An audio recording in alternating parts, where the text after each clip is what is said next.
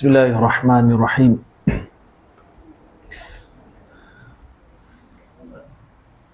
Assalamualaikum warahmatullahi wabarakatuh. Alhamdulillahi rabbil alamin. Wassalatu wassalamu ala ashrafil anbiya'i wal mursalin. Sayyidina wa maulana Muhammad wa ala alihi wa sahbihi ajma'in. Subhanaka la ilma lana illa ma 'allamtana innaka antal alimul hakim. Rabbi shrah li sadri wa yassir li amri wahlul 'uqdatam min lisani yafqahu qawli. Wala hawla wala quwwata illa billahil 'aliyyil 'azim, amma ba'd. Wa qala al-musannifu rahimahullah wa nafa'ana bi 'ulumihi fi darain amin. Muka surat 41 tu, di atas sekali tu, di antara mereka yang mula-mula memeluk Islam ialah Suhaib Ar-Rumi. Suhaib Al-Rumi, Ar-Rumi lah baca ni. Dari segi tulisannya macam tu tulisannya. Tengok nombor 1 di bawah tu, panggil nota kaki lah, dan dalam bahasa penulisannya dipanggil nota kaki. Nombor 1 kecil tu dipanggil, tulisan di bawah tu namanya nota kaki. Tengok nota kaki nombor 1 tu. Suhaib Ar-Rumi ialah, beliau adalah Suhaib bin Sinan daripada Bani An-Namir bin Qasid. Disebut sebagai Ar-Rumi kerana orang-orang Rom menawannya ketika masih kecil. Kemudian dia dibeli oleh seorang lelaki daripada Bani Kilab dan dijual di Mekah. Orang boleh jual beli. Jual beli manusia ni memang berlaku pada zaman itu. Dan orang yang dijual ni dipanggil hamba. Begitu kalau dalam cerita Melayu tu, kita tengok jual-jual orang tu memang itu ada berlaku. Di tanah Melayu saya tak pasti, dalam sejarahnya saya tak pasti, tapi dalam negara Arab, kedatangan Islam memansuhkan perhambaan ini, tetapi hukum tu tak ada. Mansuh perhambaan dengan beberapa kifarah dalam dosa-dosa yang dilakukan tertentu dalam umat Islam. Selain daripada ganjaran memerdekakan seorang hamba ni sangat besar di sisi Allah SWT. Jadi secara automatik, secara tak langsung, perhambaan tidak ada lagi pada zaman Nabi. Beransur-ansur dalam zaman Islam. Pada zaman Islam, zaman Nabi adalah sikit-sikit. Nabi memerdekakan Zaid bin Harithah. Ramai lagi sahabat-sahabat Nabi, Abu Bakar membeli Bilal bin Rabah dan memerdekakan dia. Di Suhaib Ar-Rumi ni, kalau ikut kisahnya, dia ni orang Arab. Dia dibawa satu tempat oleh ibu dia. Masa itu Rom dan Parsi berperang. Rom datang, Rom Timur datang menyerang Parsi. Rom pada masa itu pusatnya di Konstantinopel ataupun Istanbul. Parsi, Iran lah. Bukan Iran sekecil Iran tu, Iran dan jajahan Iran. Besarlah kuasa. Iran dan Parsi, ataupun bahasa lama diguna Rom, Iran dan Parsi pula. Rom dan Iran ataupun bahasa lama dipanggil Parsi. Rom dan Parsi ini adalah Farsi lah bahasa sebenarnya, kita panggil Parsi. Rom dan Parsi ini adalah dua kuasa besar dunia. Saya ingat saya tingkatan 1. Tingkatan 1. Belajar sejarah, mula-mula Rom Parsi. Sejarah Nabi. Kita tak reti. Buku tu bahasa Arab. Nak baca yang lain tak reti. Tunggu ustaz baca, terjemah. Jadi apa kena mengenai Rom Parsi, kita nak baca sejarah Nabi. Biasa sejarah Nabi kita akan mulakan dengan tahun gajah. Tapi dalam buku-buku sejarah, dia akan buka sikit dengan kita panggil situasi politik dunia pada masa itu. iaitu membabitkan dua kuasa besar dunia yang sangat hebat, yang sangat gah. Bahkan nama Parsi itu sendiri menyebabkan orang rasa gerun. Mendengar nama Parsi itu pun dah gerun, bukan lagi bertembung dengan Parsi. Di Iran ni, antara Parsi pada zaman itu antara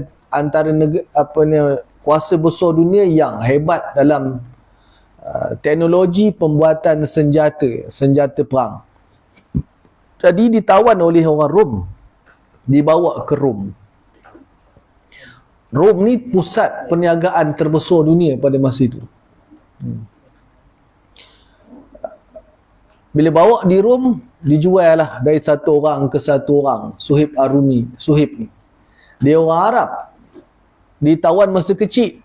Sampai di sana dia terpaksa belajar cakap Rom lah, cakap Eropah, Inggeris lah boleh jadi. Cakap Eropah, bahasa apa tak pasti, bahasa Rom.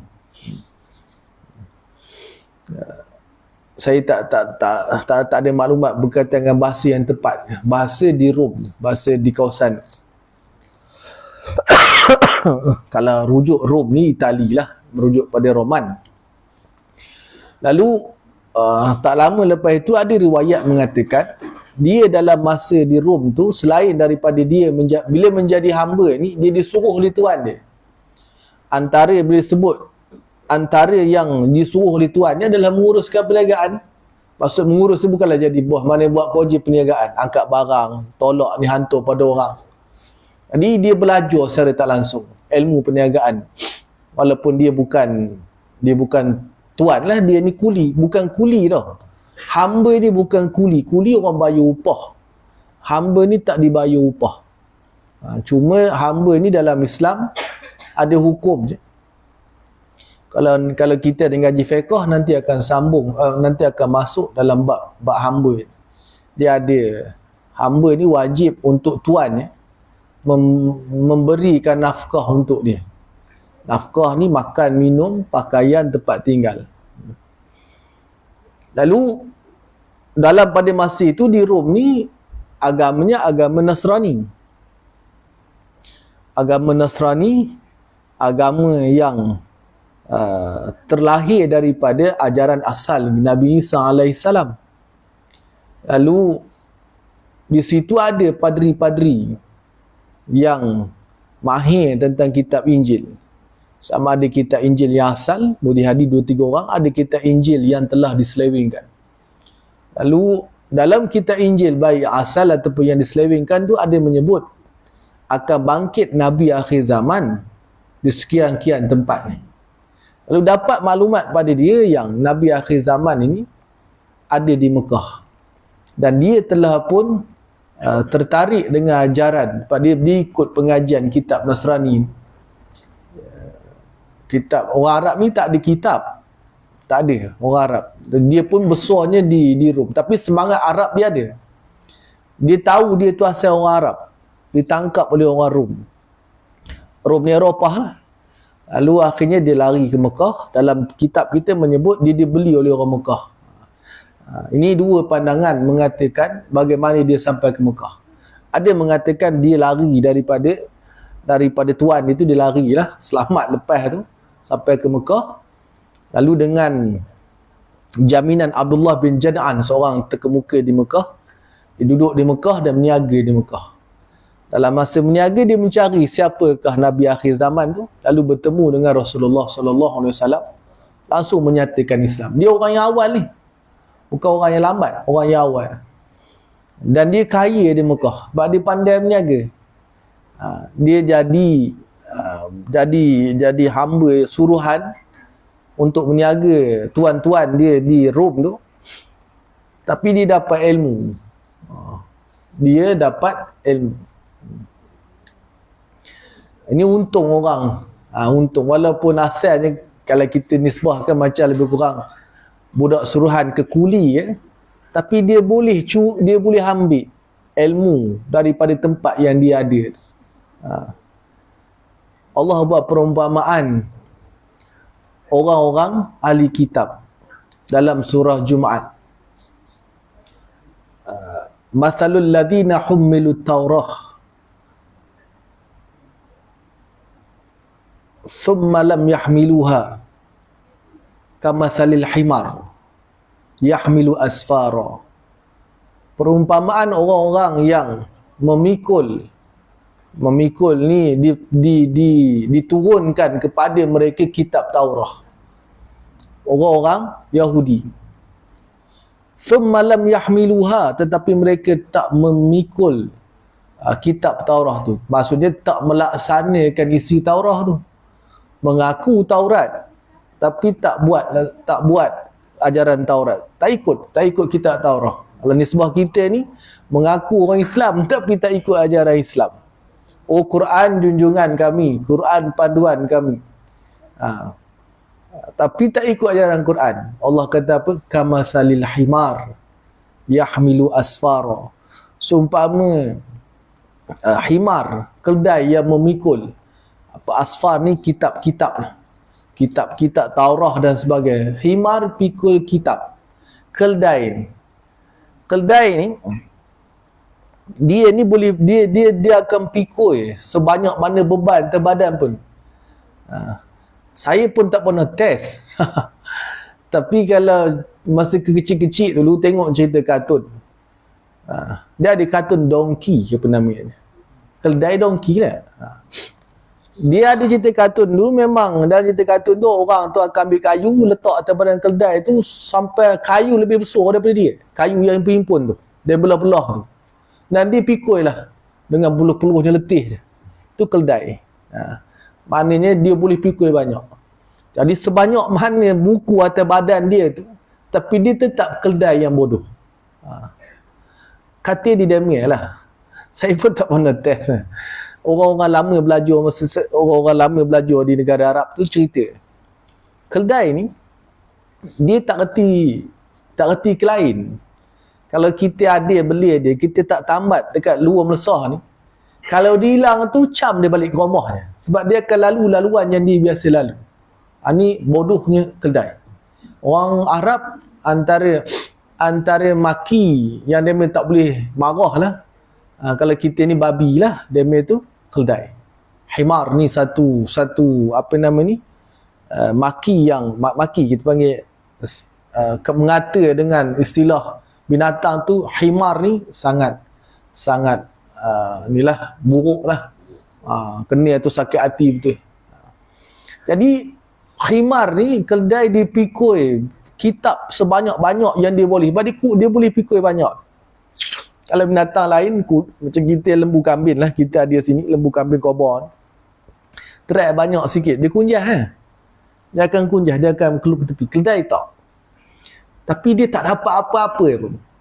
Dia tidak dapat apa-apa. Jadi dalam ini bukan perumpamaan dengan cerita ni, cuma nak sebut Suhaib Ar-Rumi ni walaupun dia jadi suruhan, tapi dia sempat belajar apa yang dia dapat. Akhirnya bila dia pergi ke Mekah, dia berniaga, dia dapat kekayaan lah dalam perniagaan. Nanti kita akan baca ketika Suhaib nak hijrah, dihalang oleh orang Arab. Orang Arab kata, orang Arab ni orang Arab Mekah.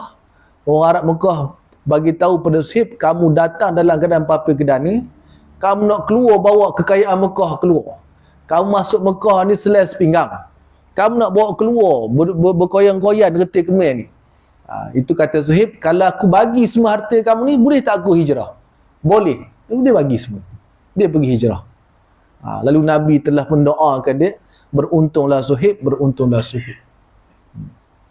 Ni hebat Suhaib Ar-Rumi. Tapi dia bukan orang Rom lah, tapi dia gelar sebagai Rom sebab dia ada dialek dia tu, ada bunyi-bunyi Rom sikit. Tapi dia orang Arab.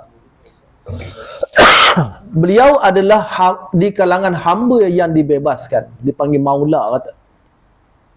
Begitu juga dengan Ammar bin Yasir Al-Ansi. Ammar bin Yasir ni kisah paling masyhur lah, iaitu ibu dan ayahnya syahid mempertahankan akidah. Dia melafazkan kata-kata syirik. Nanti ada cerita dalam. Jadi ibu ayahnya Yasir dibunuh. Ayahnya Yasir dibunuh. Ayah dia Yasir. Ni Ammar ni. Ibu dia Sumayyah dibunuh. Kedua-duanya syahid. lelaki dan perempuan, suami isteri, kedua-duanya golongan hamba tadilah yang ada tuan ni. Tetapi Ammar ni dia yang mati sebab disuruh mengucapkan kalimah kufur, maknanya isyaratkan keluar daripada Islam.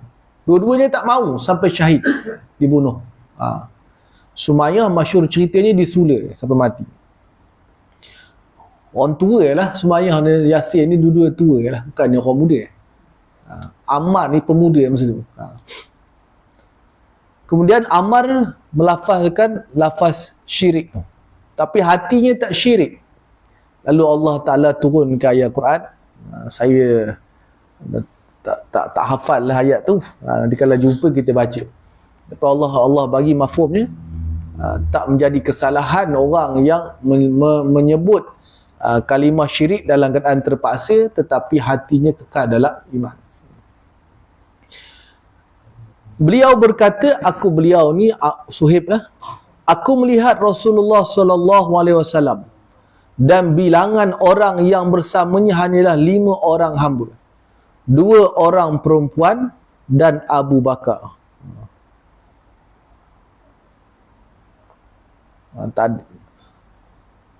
Bapanya Yasir dan ibunya Sumayyah turut menganut Islam. Jadi bapanya ni, bapa beliau tadi, beliau mana ni, tulisan Rumi ni susah sikit. Beliau ni boleh jadi Ammar lah, sebab cerita Suhaib tadi habis kat situ. Begitu juga Ammar, beliau ni Ammar lah. Beliau berkata, aku melihat Rasulullah dan bilangan orang yang bersamanya hanyalah 5 orang hamba, 2 orang perempuan dan Abu Bakar. Bapanya Yasir dan ibunya Sumayyah turut menganut Islam. Orang-orang hamba ni turut menganut Islam. Suhaib ni pun orang hamba lah. Hamba ni orang yang dihina lah. Orang kalau nak kata kasta, bukanlah kasta tu lain, tapi hampir-hampir dia punya pengamalan dari segi diskriminasinya sama.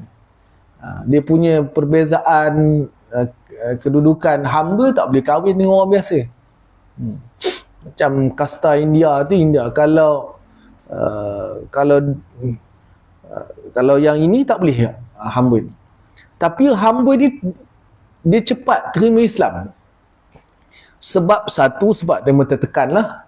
Sebab ditindas, didiskriminasikan, dibeza-bezakan. Diskriminasi ni dibeza-bezakan lah. Dan Islam menunjukkan persamaan antara ayat yang hebat dalam Quran, antara semua ayat Quran hebat. Antara ayat yang Allah Ta'ala menyebut tentang persamaan ni, Allah Ta'ala sebut, inna akramakum indallahi atqakum. Yang paling mulia di kalangan kamu di sisi Allah adalah yang paling bertakwa. Jadi kita bila sebut paling bertakwa ni, siapa-siapa saja boleh capai. Kita ni kaya macam mana pun takkan boleh jadi raja. Sebab tak boleh, itu dia dah ada keturunan. Kaya lah macam mana pun. Cina lah banyak kaya di Malaysia, tak boleh jadi raja. Apa lagi kita tak boleh. Sebab benda tu tak boleh nak dicapai. Tapi takwa boleh. Ini benda zaman dulu pun ada raja. Nak lawan Firaun tak boleh, tetap raja Firaun keturunan dia lah.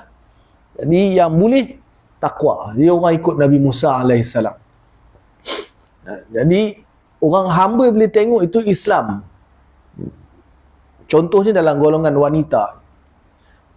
Orang perempuan ni, hari ni kita tengok bagaimana golongan liberal cuba main tarik tali dan cuba bermain api, kata orang bahasa ni.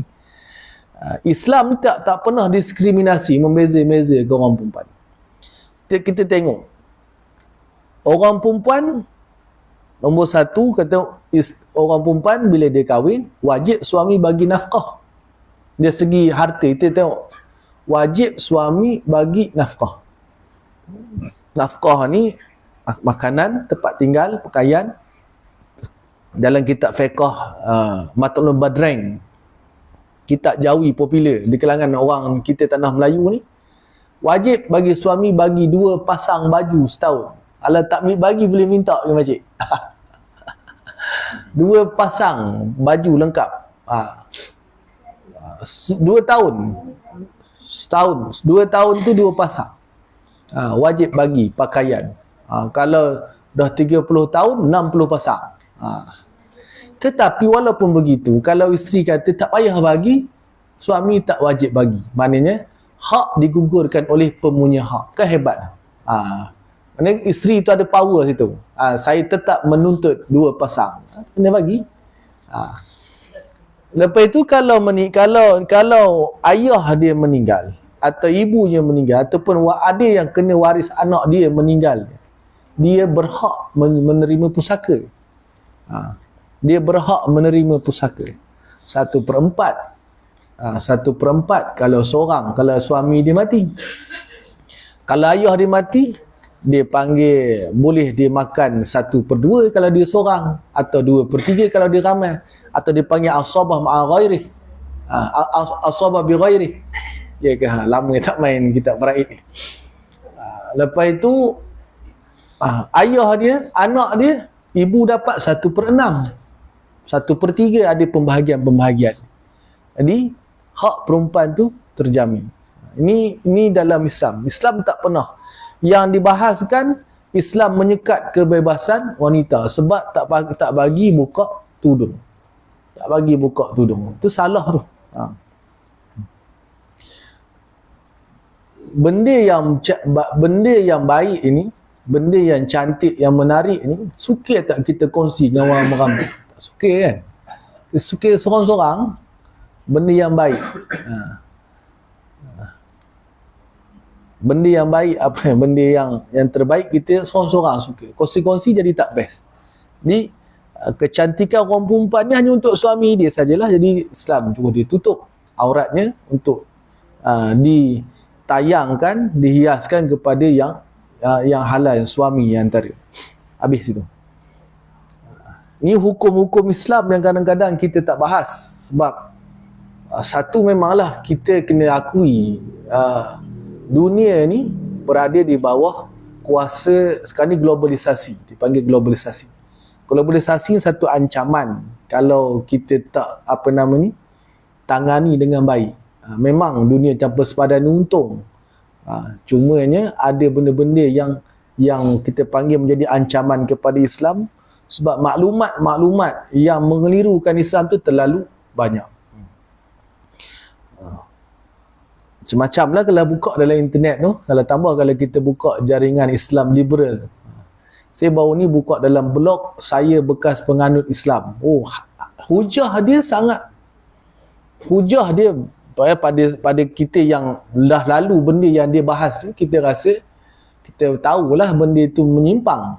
Bagi orang yang tak tahu, boleh terkeliru dia. Nabi dia tulis Muhammad jahat, bunuh Bani Quraidah. Memang Nabi berlaku, pembunuhan tu berlaku. Tapi bila orang lain buat, marah pula. Dia buat kita panggil permainan macam itu, boleh menyebabkan orang yang lemah ni ragu-ragu tentang Islam. Tapi nama dia tak bubuh lah, gambar pun tak ada. Kalau jaringan Islam liberal ni jelas.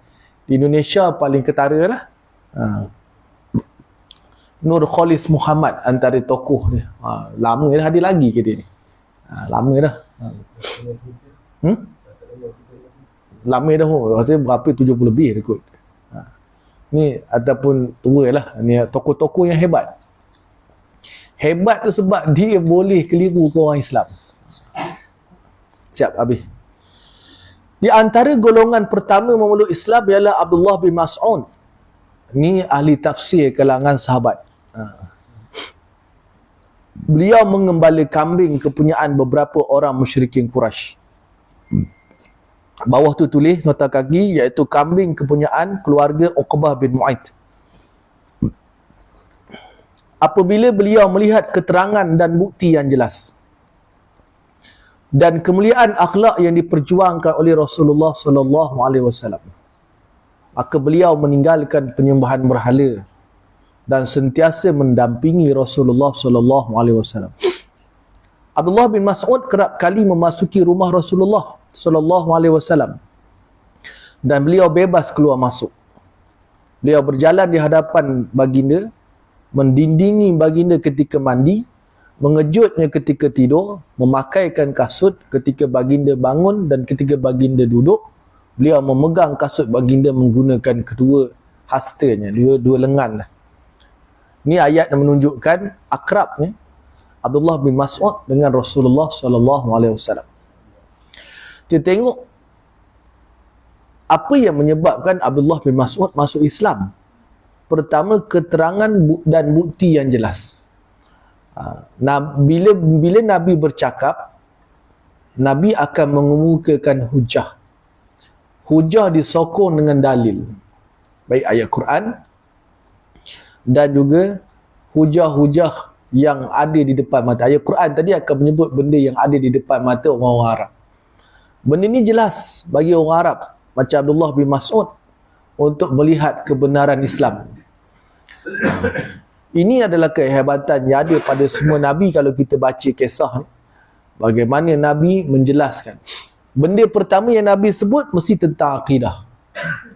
Dia tak ada kono-kono dulu. Nabi akan sebut terus perkara berkaitan dengan akidah, iaitu mengatakan konsep tauhid, la ilaha illallah.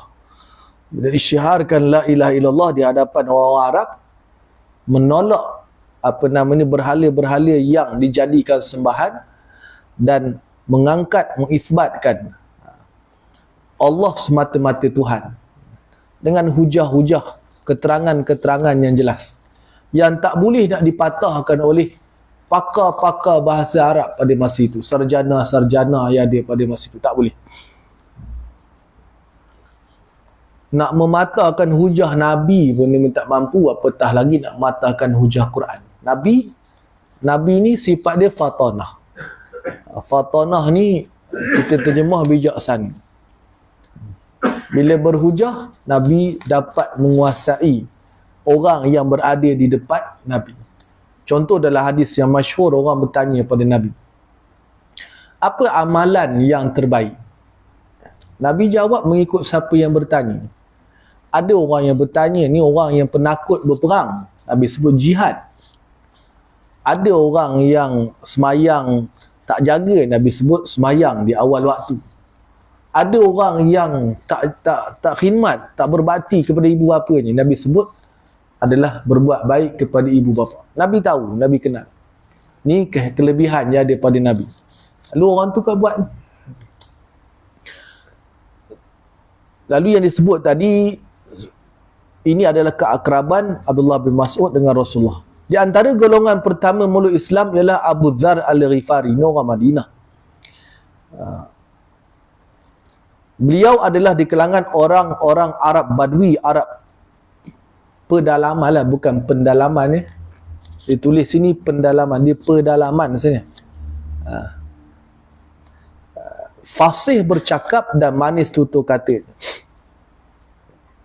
Apabila mendapat berita pengutusan Rasulullah SAW, beliau berkata kepada saudaranya adik-beradik ni lah. Nama adik abang dia lah, saudari boleh kita kata abang, ialah bawah tu tulis Unais Al-Ghifari. Dia kata kepada abangnya, pergilah ke lembah ini, merujuk kepada lembah Mekah. Dapatkan berita mengenai lelaki yang mendakwa dirinya Nabi, yang menerima berita daripada langit. Dengar apa yang dikatakan dan beritahu. Dia ni bukan orang Mekah lah, luar Mekah.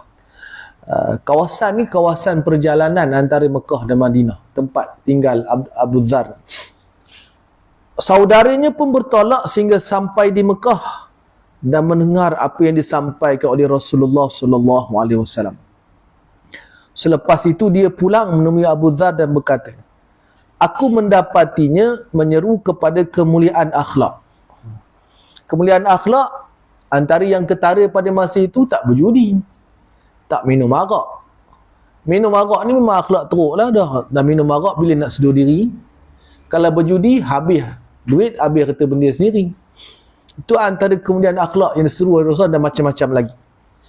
Dan menyebut perkataan yang bukannya syair. Maknanya abang dia tu bukan calang-calang lah. Sebab syair ni, orang yang ahli syair lah tahu. Tapi bila dia sebut sini, menyebut perkataan yang bukannya syair, menunjukkan kata-kata Nabi itu indah, cantik, tetapi bukan syair.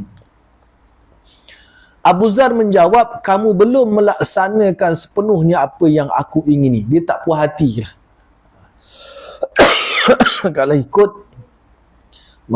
dia nak tahu banyak lagi, nak sebut ketuhanan, wahdaniyatullah, dia nak, tapi tak dicerita oleh abang ni.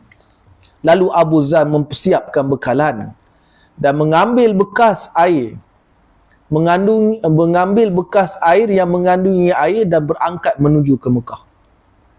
Dia pergi ke masjid dan mencari Nabi SAW dalam keadaan tidak mengenali. Dia tidak mahu bertanyakan orang lain kerana mengetahui kebencian Quraisy terhadap mereka yang bercakap dengan Rasulullah SAW. Dia ada maklumat lah, masa itu orang dah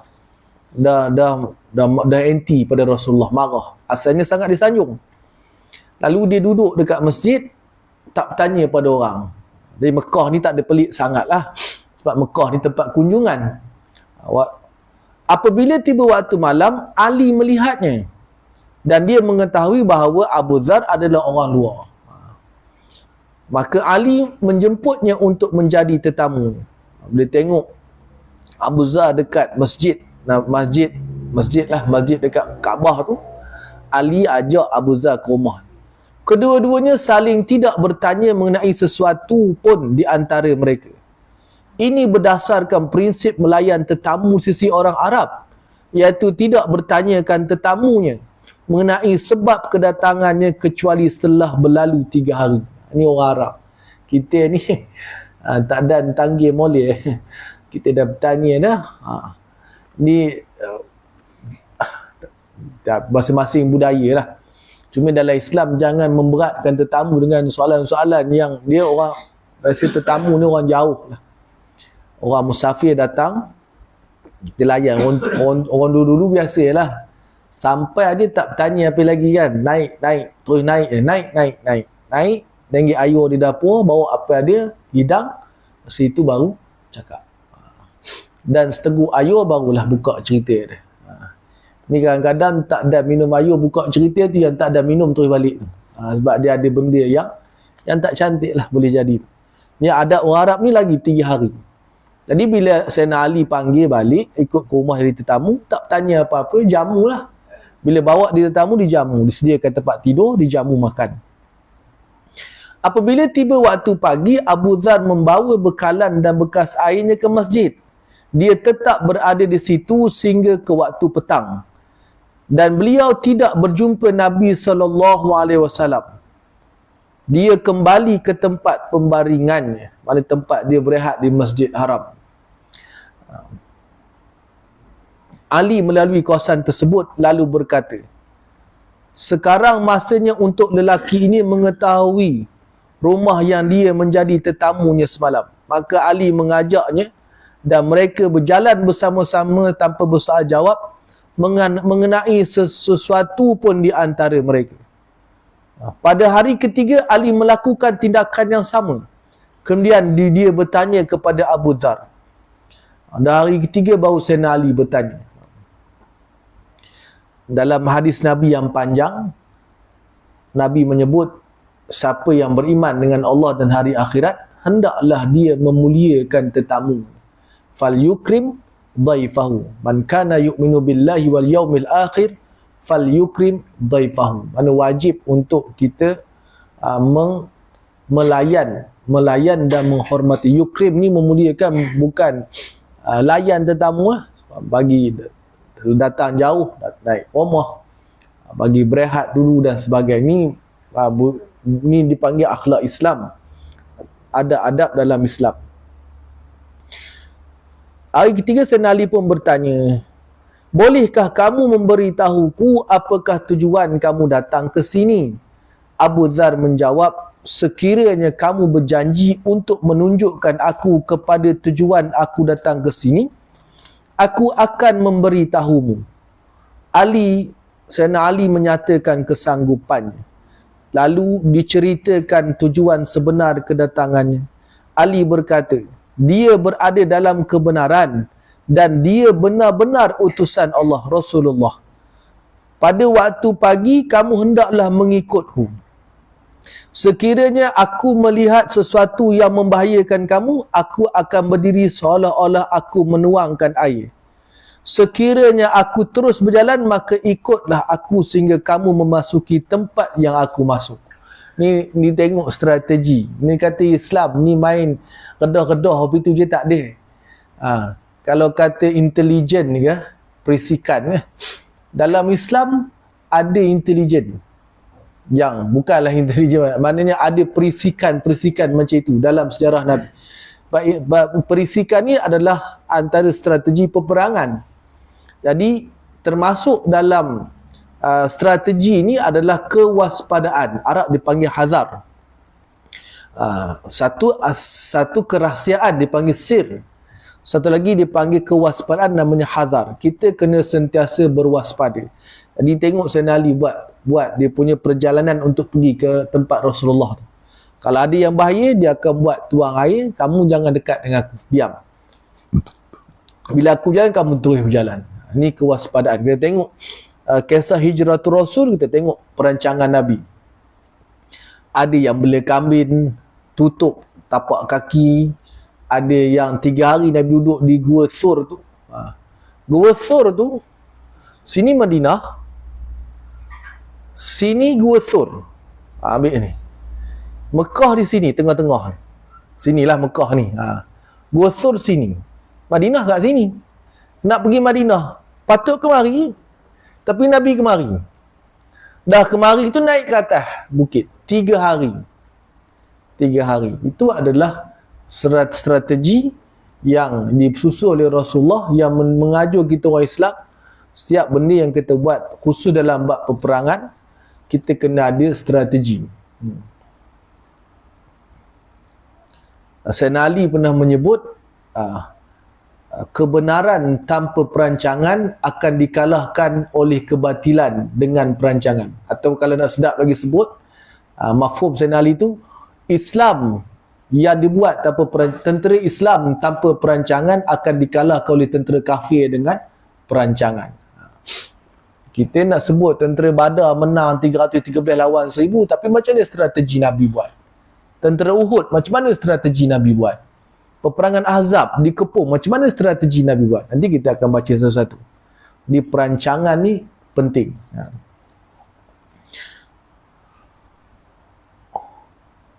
Wa makaru wa makarallah wallahu khairul makirin. Mereka merancang, Allah juga merancang. Allah lah sebaik-baik perancang. Abu Dzar melakukan apa yang diarahkan. Dia bertolak dan mengikut arah perjalanan Ali sehingga mereka menemui Rasulullah sallallahu alaihi wasallam. Dia mendengar kata-kata Nabi sallallahu alaihi wasallam dan memeluk Islam di situ. Rasulullah sallallahu alaihi wasallam bersabda, pulanglah kepada kaum, sampaikanlah dakwah ini kepada mereka sehingga arahanku sampai kepadamu. Bila siap Islam masa ini, masih di peringkat awal. Strategi pada masa itu tidak menzahirkan Islam secara keterlaluan kerana bimbang ancaman daripada musyrikin, khususnya yang ada di Mekah dan juga dunia. Pada masa itu kita tahu, dah sebut tadi, Rom adalah kuasa besar dunia berajaran Kristian, Nasara, dan Parsi ajaran Majusi. Kedua-dua tu kuasa besar dunia. Jadi Nabi-Nabi ni dia adalah ancaman bagi kedua-duanya tu. Ancaman yang paling dekat, Quraisy, pemimpin Mekah pada masa itu. Abu Dzar, dia terus masuk Islam, Nabi suruh balik berdakwah kepada kaum dia, kaum Ghifar. Abu Dzar berkata, demi Allah yang diriku berada di dalam genggamannya, aku akan isyiharkan keislamanku di tengah-tengah mereka. Abu Dzar keluar dan memasuki Masjidil Haram, lalu melaungkan dengan sekuat-kuat hatinya. Apa dilaung dekat Masjidil Haram tu? La ilaha illallah. Aku menyaksikan bahawa tidak ada Tuhan melainkan Allah dan Muhammad adalah Rasulullah. Ketika itu orang ramai menyerbu dan memukulnya sehingga beliau terbaring. Dalam kitab dia sebut sampai pengsan. Rebah lah. Bila disebut kalimah tauhid tu, mengucap saja kena pukul. Kenapa orang Mekah pukul? Sebab orang Mekah faham maksud kalimah syahadah ni. Dia sebut je kalimah syahadah, maksud dia berhala bukan Tuhan, kena hancur semua. Tuhan adalah Allah. Jadi berhala banyak-banyak ni nak hantar ke mana? Dia memarah. Respon dia, tindak balas daripada orang Mekah, pukul Abu Dzal Al-Ghifari. Dia bukan orang Mekah pun. Al-Abbas, bapa saudara Nabi, datang sambil berkata, kamu ini, apakah kamu tidak mengetahui bahawa lelaki ini daripada Bani Ghifar? Jalan perniagaan kamu ke Syam melalui perkampungan mereka. Dengan itu Al-Abbas dapat menyelamatkannya. Dia sebut tempat Abu Dzal Al-Ghifari, Bani Ghifar ni, tempat yang mesti dilalui oleh orang Mekah untuk pergi ke Syam. Kalau pukul orang Ghifar ni dia tak kira, dia semangat asabiah perkauman asabiah Arab ni. Kalau kaum ni bukan bangsa Arab, tapi dia punya puak dia dipukul, apatah lagi dibunuh, dia akan tuntut bela. Salah ke tak salah tu dia belakang kira. Bila Nabi datang, Nabi clearkan semangat asabiah ni. Boleh kasihkan bangsa, tetapi bukan disebabkan fanatik yang tidak bersebab fanatik keterlaluan. Sampai puak sendiri buat salah, kita bela. Yang salah, yang betul-betul. Sayangkan puak dan bangsa sendiri itu adalah fitrah.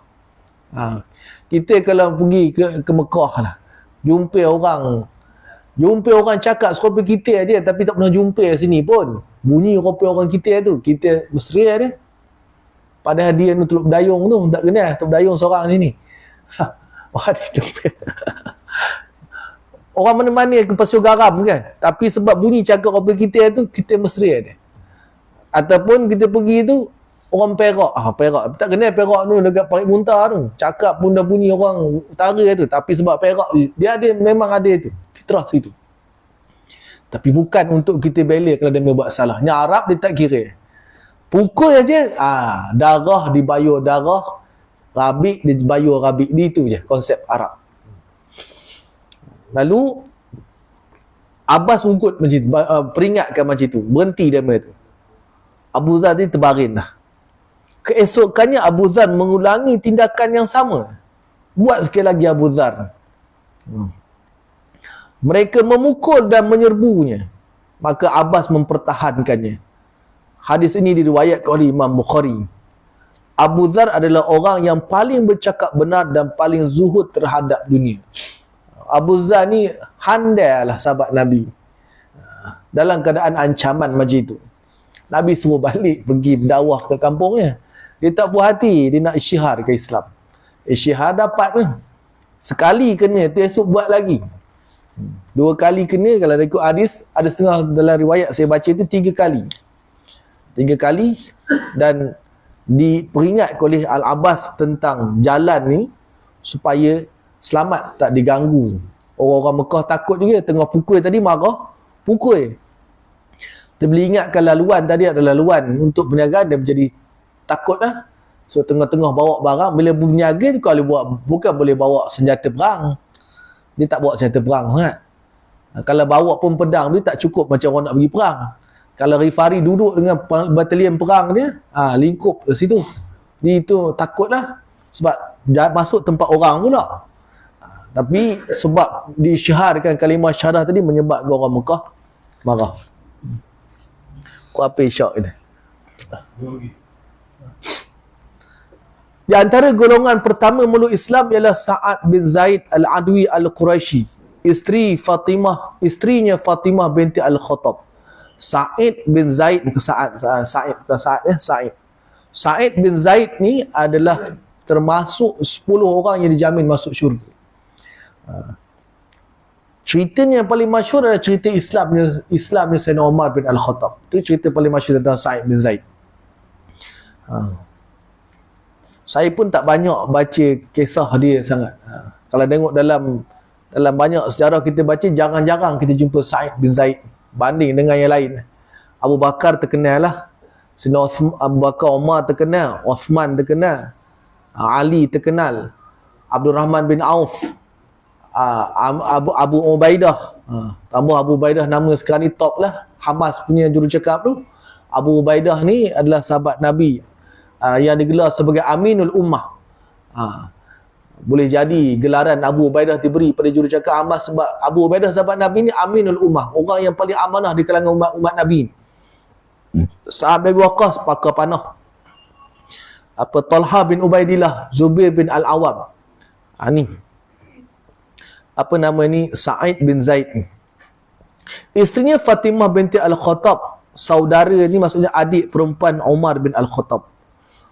Kemudian Ummul Fadil Lubabah binti Al-Harith Al-Hilaliyah, isteri Al-Abbas bin Abdul Muttalib. Abbas tak masuk Islam lagi pada masa ini. Abidah bin Al-Harith bin Al-Muttalib bin Abdul Manaf. Abu Salamah Abdullah bin Abdul Asad Al-Makhzumi Al-Quraisy, sepupu Rasulullah sallallahu alaihi wasallam. Isteri beliau Ummu Salamah. Abu Salamah isterinya Ummu Salamah. Ummu Salamah ni akhirnya menjadi isteri Rasulullah selepas kematian Abu Salamah. Uthman bin baca ni. Uthman bin Maz'un Al-Jumahi Al-Quraisy, dan dua orang saudaranya itu Qudamah dan Abdullah. Dan Al-Arqam bin Abi Al-Arqam Al-Makhzumi Al-Quraisy. Al-Arqam ni nama sahabat Nabi lah. Di antara golongan pertama lagi memeluk Islam ialah Khalid bin Sa'id Al-As bin Umayyah bin Abdul Syam Al-Umawi Al-Quraisy. Bapanya seorang pembesar Quraisy. Apabila dia berserban, orang-orang Quraisy tidak akan berserban kerana menghormatinya. Hebat bapa Khalid ni. Khalid bin Sa'id telah bermimpi melihat dirinya akan terjatuh ke jurang yang sangat dalam. Lalu Rasulullah sallallahu alaihi wasallam mendapatkannya dan menyelamatkannya. Dia mimpi Rasulullah selamatkan dia. Selepas itu dia datang menemui baginda sallallahu alaihi wasallam dan berkata, "Apakah dakwah yang kamu serukan wahai Muhammad?" Baginda menjawab, "Aku menyeru kamu kepada hanya menyembah Allah dan tidak ada sekutu baginya." Sekutu maksudnya syarikat ataupun kongsi. Mana maksud sekutu ni, tidak ada Tuhan lain daripada Allah. Tak ada walaupun kecil. Tak ada walaupun Tuhan satu, Tuhan siang, Tuhan malam, tak ada. Semua Tuhan tak ada, hanya Allah je Tuhan. Itu maksud dia. Meninggalkan penyembahan batu yang tidak mendengar, tidak melihat, tidak mendatangkan kemudaratan dan kemanfaatan yang kamu lakukan sekarang. Maksudnya berhala pada masa itu buat pada batu. Jadi tinggalkan sembahan batu. Tak sebut berhala, sebut batu. Sebab berhala buat pada batu. Berbuat baik kepada ibu bapa. Jangan membunuh anak kamu kerana takutkan kefakiran. Ada yang bunuh anak laki takut fakir, ada bunuh anak perempuan takut malu. Tidak berzina secara terang-terangan ataupun bersembunyi. Terang-terang pun tak boleh, sembunyi pun tak boleh. Jangan kamu membunuh jiwa yang tidak dibenarkan oleh Allah membunuhnya kecuali dengan cara yang sebenar. Ada satu hadis, ada seorang pun masuk Islam. Dia masuk Islam, dia minta Rasulullah, boleh tak saya berzina? Dia ni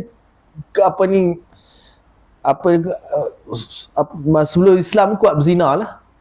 Rasulullah kata, Rasulullah tanya dia, kamu ada adik lelaki, ada adik perempuan, ada mak tu, ada ni? Dia kata ada. Suka tak kamu kalau orang berzina dengan yang mak kamu, adik perempuan kamu, isteri kamu ni, kamu suka? Tak suka, dia kata. Macam tu juga orang lain. Yang kamu berzina tu mesti ada anak siapa, mesti ada mak siapa, mesti ada beradik siapa. Orang yang kamu zina tu mesti ada abang ni yang tak suka kamu buat macam tu pada adik-beradik ni. Lalu dia berhenti. Dia terus tinggalkan semua. Ni kebijaksanaan Rasulullah. Rasulullah tak cakap tak boleh terus, tapi Rasulullah buat macam itu. Kamu tidak mendekati harta anak yatim kecuali dengan cara yang baik sehinggalah mereka mencapai umur balik. Harta anak yatim ni paling mudah macam ni. Kita ni kita ada abang. Abang kita kahwin, dapat anak. Abang kita mati. Abang kita ni banyak duitnya. Jadi kita ada beradik dua je. Orang lain tak pandang, kita tinggal dua je. Jadi budak tu mana reti ngurus duit. Ambil cerita senang, mak dia pun dah mati. Mak dengan abang ibu, abang kita mati serentak. Budak tadi kita jaga dia. Duit abang kita tu, sini tak boleh ambil duit tu, kecuali dengan cara yang sebenar. Antara caranya kalau kita nak kembangkan duit tu, ada dia punya prasyaratnya, kena tengok kitab fiqh lah detailnya. Boleh. Tapi nak kita ambil suka-suka hati, tak boleh. Yang ini banyak orang terkena memakan harta anak yatim. Sangat besar dosa dia. Dia nak jaga anak yatim tu, satu, jangan dia anak yatim tak boleh tak boleh ditengkin-tengkin, dia marah-marah. Anak yatim ni man mata abuhu, siapa yang mati ayahnya. Kalau mati mak ni, kalau dia tak panggil anak yatim tu, istilah dari segi fiqh, kita orang Melayu ni panggil yatim jugalah. Bila dia usia balik, kena pulangkan balik harta tu. Kalau kita dah terpakai, kalau kita buat berniaga contoh, kena bagi tahu lah, kena pulangkan modal tu balik. Untung tu boleh lagi kita ambil sebab kita yang uruskan. Ada prasyarat yang kena tengok tu, detail tu. Saya tak ingat dah nak sebut bab muamalat tu. Kena tengok apa ni dia punya dalam kitab fiqh sebut. Kamu hendaklah mengukur dan menimbang secara yang adil. Ini sukatan lah. Ukur, sukat dan timbang. Kalau dalam ngaji dulu orang, Tok Guru sudah sebut, ini orang nyukat padi atas kembung padi.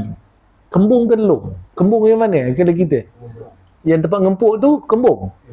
Ya, kembung tempat nyimpan ya? Tempat nyimpan. Ni nyukat padi atas kembung padi. Maksudnya atas padi lah. Padi kan dia berombak. Dia sengit-sengit. Korang 3-4 biji. Wailul lil mutaffifin. Allah Ta'ala buat. Masuk neraka orang yang jadi kena tempat yang sama. Tu dalam bab sukat. Tu sukat. Timbang, cara timbang lah. Kalau kita pakai kilogram ni, kalau meter dulu pakai, sekarang dah pakai digital. Kalau dulu meter tu, berhenti meter baru angkat ikan tu. Jangan tak berhenti udah angkat. Itu Nabi pesan dekat apa nama tadi, Khalid tadi. Kamu hendaklah berlaku adil dalam menjatuhkan hukuman walaupun ketika menghukum kaum keluarga kamu yang terdekat. Kalau kaum keluarga buat salah, hukum dengan adil. Ini susah. Nabi sebut dalam hadis yang masyhur, kalau Fatimah mencuri, aku akan potong tangan. Ini anak Nabi Fatimah.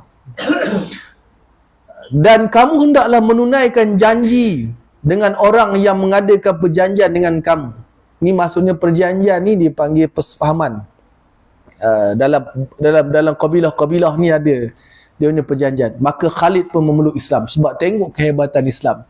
Orang Mekah pada masa itu, hukuman kena pada orang lain je. Kena tang dia, lebuh. Anak beranak dia corner ke lain. Yang ini sebab berlaku yang Nabi sebut itu, ada orang cuba nak membebaskan seorang orang yang memiliki kedudukan tinggi dalam Islam, bangsawan lah. So minta syafaat dari dekat Nabi supaya tak kena ke hukuman. Nabi kata, kalau Fatimah binti Muhammad mencuri, aku akan kerat tangan, aku potong tangan. Potong tangan ni mesti dia ada pensabitan kes, bukan orang curi je kita tangkap kerat tangan. Itu berdosa tu. Dia mesti sabitkan kesalahan. Bila hukum jenayah, dia mesti ada mahkamah. Bukan kita hakimnya. Kalau kita tuduh dia, bukti tak kukuh, lepaslah dia. Jadi bukti kukuh, baru boleh hukum. Bukan senang-senang dia. Sama lah macam undang-undang mana-mana pun, tapi undang-undang Islam lagi ketat dia punya saksi. Saksi dia tu datang, ada saksi, 8 orang saksi. Tapi semua yang tak semayang, tolak saksi dia.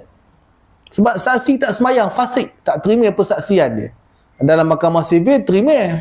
Kita Islam tak terima sebab dengan Allah pun dia tak jujur, dengan dia takkan dia nak jujur. Tengok, Islam pegang macam itu. Sikit lagi dua perenggan ni. Apabila Khalid memeluk Islam, ayahnya memarah, ini bukan Khalid bin Al-Walid ayahnya memarahinya dan menyeksanya sehingga ke peringkat tidak memberinya makan. Lalu beliau berjumpa Rasulullah dan sentiasa berada bersama baginda.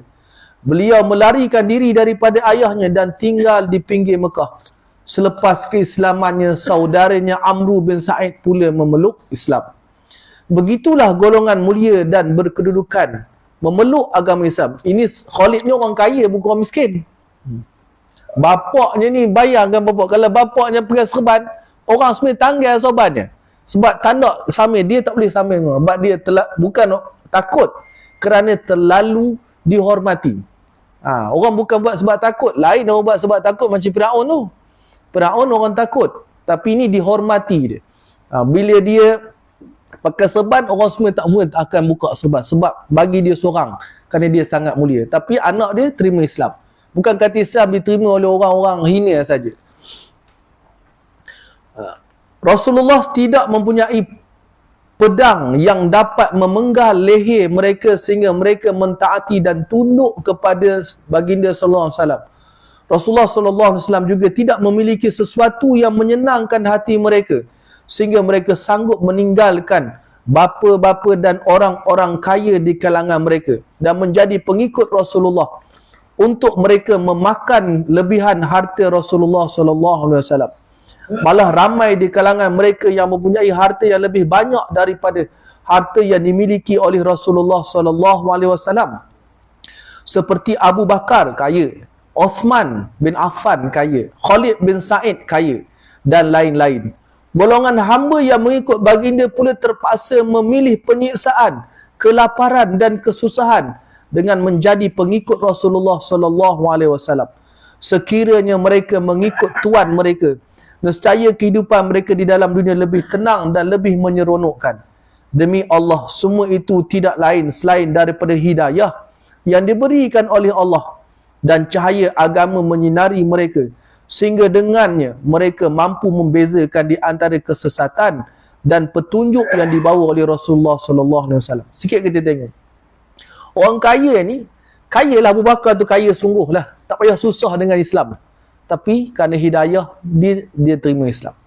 Hamba-hamba tadi macam, apa nama kita, Ammar, Yasir, Sumayyah tadi, kalau dia duduk memanglah dia ditindas lah.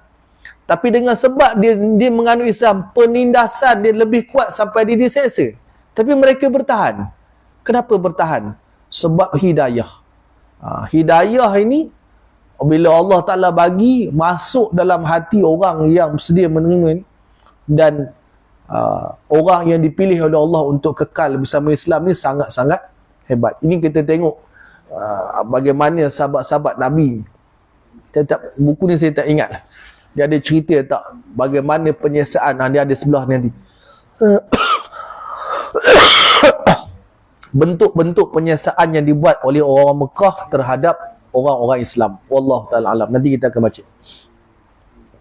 Allahumma aftah alina futuhal arifin warzuqna fahman nabiyyin wa idhal musallin ulhamal malaikatil muqarrabin ya fatahu ya alim iftah qulubana futuhal arifin wa sallallahu ala sayyidina Muhammad wa ala alihi wa sahbihi wa sallam alhamdulillahi rabbil alamin.